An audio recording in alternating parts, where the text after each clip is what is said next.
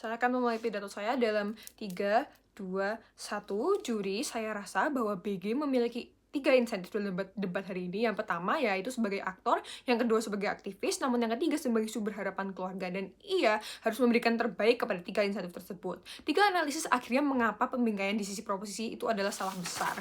Masuk ke dalam reframing. Yang pertama, proposisi itu mengkarakterisasikan BG seolah-olah ia adalah simbol integritas yang tidak bisa melakukan hal yang salah. Namun yang kedua, jika BG sampai menyentuh proyek ini, maka reputasinya akan benar-benar hancur dan penggemarnya akan hilang respect dan ia akan melakukan deplatforming dan juga tidak menghilangkan platform pada akhirnya. Namun sadarilah bahwa justru BG adalah seorang yang merintis karir dari nol, maka ia memiliki kesadaran atas rasanya tidak memiliki kekuatan. Ia tahu rasanya ada di ekonomi yang tidak begitu baik. Ia tahu rasanya dari nol lalu menuju ke atas dan segala macamnya. Sebagai simbol kerja keras di status quo yang memiliki platform yang besar, BG, ia paham bahwa integritas itu sesuatu yang kamu harus raih, bukan sesuatu yang akan datang begitu saja, yang akan datang secara pasif, yang kamu harus raih pada akhirnya.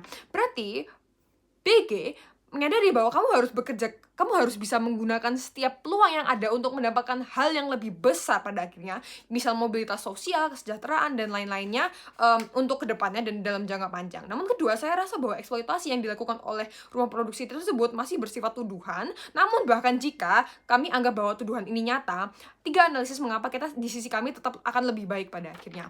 Pertama, saya rasa bahwa proposisi ingin membingkai seolah-olah BG ini akan menjadi kayak berinfluence sangat besar di dalam pimpinan produksi tersebut, di dalam kayak pimpinannya, sedangkan ia hanyalah aktor atau misalnya pemeran seni pada akhirnya. Artinya apa? Justru saat BG masuk sebagai pekerja seni, BG ini di status quo, dia dikenal sebagai simbol aktivis dan kemanusiaan yang dia cukup vokal, dia cukup sering call out banyak hal dari status quo misalnya. Namun sehingga saya rasa ini kemungkinan besar untuk rumah produksi ini untuk berpikir 2 kali saat misal mereka melakukan hal-hal eksploitatif terhadap buruh mereka, karena mereka tahu bahwa mereka memiliki aktor yang ia cukup vokal, ia memiliki platform yang dan rumah produksi ini juga paham bahwa seberapa besarnya pengaruh dari BG ini, dan sehingga rumah produksi ini juga memiliki insentif untuk mereka tidak ingin rugi pada akhirnya, mereka tidak ingin mengalami backlash yang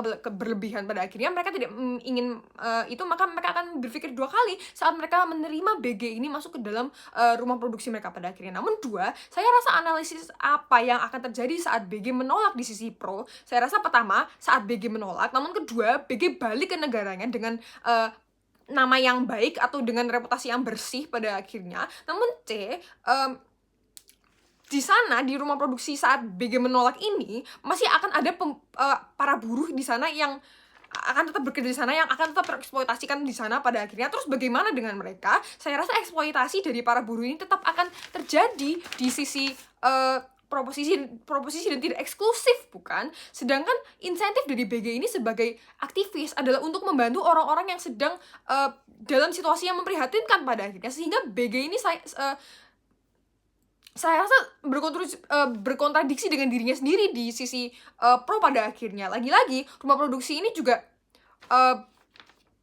kayak belum balik, mereka tetap akan menyewa, mereka akan pasti menyewa aktor lain selain BG jika mereka menolak, dan siklus eksploitasi ini tersebut tidak akan pernah berhenti di sisi pro pada akhirnya. Namun yang ketiga, saya rasa karena pertama BG adalah aktivis, yang berarti insentifnya dia adalah untuk membantu orang lain yang sedang ada di kondisi memprihatinkan seperti eksploitasi dan lain-lainnya. Ia juga ingin tetap memiliki platform. Kedua, dia ingin tetap memiliki platform. Maka sebenarnya cara atau mekanisme yang bisa ia lakukan adalah untuk menghentikan eksploitasi ini yang dilakukan oleh rumah produksi tersebut. Saya rasa saat dia masuk, dia jadi punya panggung, dia jadi punya platform, dia bisa menyuarakan pendapatnya kepada dunia, dan dia bisa melakukan check and balance yang sebelumnya para buru-buru ini mereka tidak bisa melakukan ini, mereka tidak bisa melakukan hal tersebut karena mereka tidak punya suara yang sebegitunya kuat, mereka tidak memiliki influence atau memiliki pengaruh yang sebesar BG. Maka dari itu outputnya apa? Pertama, BG memiliki lebih banyak influence dari sebelumnya.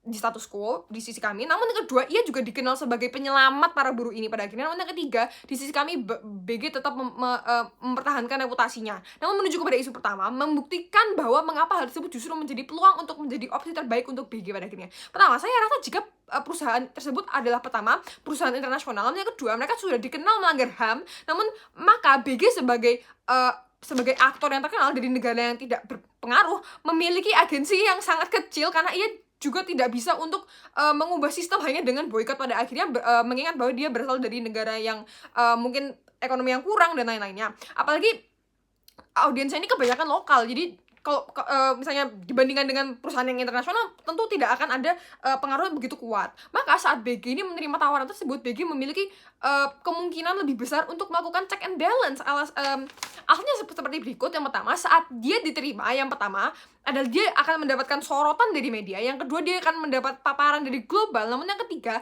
akses terhadap wawancara di mana ia bisa menggunakan momentum itu untuk menyuarakan pendapatnya, dia akan semakin besar lagi di sisi kami. Namun outputnya apa? Yang pertama, keuntungan dari BG dapat menjadi insentif bagi dapat memenuhi insentif sebagai BG sebagai aktor dan juga aktivis pada akhirnya. Namun yang kedua, keuntungan baru yang ia dapat